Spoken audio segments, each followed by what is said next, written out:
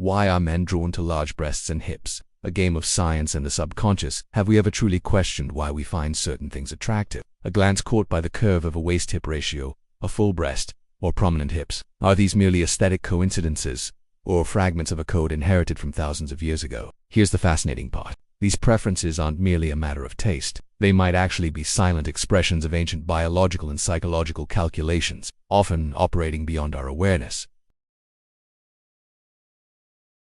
Is it really evolutionary? Yes, but not exaggerated. Modern evolutionary psychology suggests that the human brain rapidly interprets environmental cues to seek out individuals with high reproductive potential. In women, the waist-to-hip ratio signals fertility and hormonal balance. This ratio arises not from hip size alone, but in proportion to waist slimness. So the key is not big hips, but proportion. Likewise, while breast size may signal femininity in mammals, non-functional breast enlargement in humans is, according to some researchers, like an evolutionary billboard. Breasts may act as visual stimuli signals, shaping the communicative instincts of our species. Studies also indicate that men often find large breasts more appealing in short-term sexual contexts, but the impact diminishes for long-term partner selection. In other words, the brain shifts its preference based on what kind of relationship it's seeking.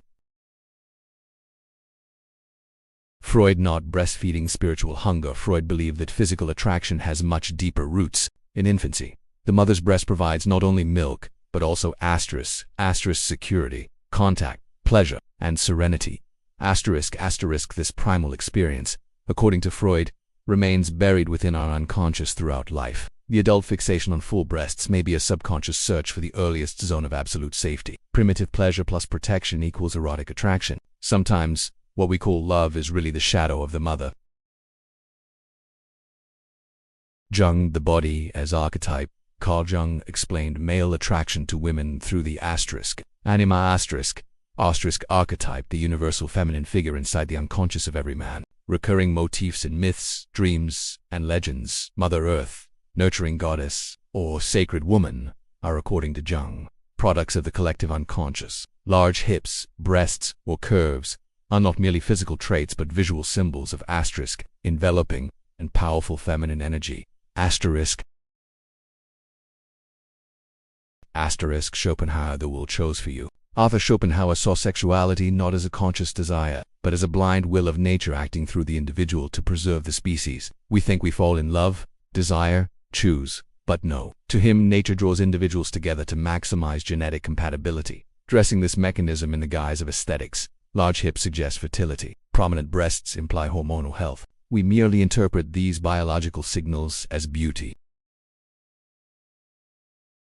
And what about culture, conditions? Don't forget, preferences aren't fixed, they're context-sensitive. In times of war or famine, fuller, fleshier bodies become desirable. In societies of abundance and prosperity, slimmer figures tend to dominate ideals. So, each man's interest is partly shaped by the fears of his era, his unconscious and evolutionary logic. Conclusion: desire isn't as personal as you think. Full breasts and wide hips are the covert collaboration of evolution, psychology, the subconscious, and culture. Behind every attraction may lie 40,000 years of genetic math, a few suppressed childhood memories, and the dream symbols Jung once mapped. When you say a woman is beautiful, you're not just seeing her, you're witnessing the echo of thousands of years that she awakens within you.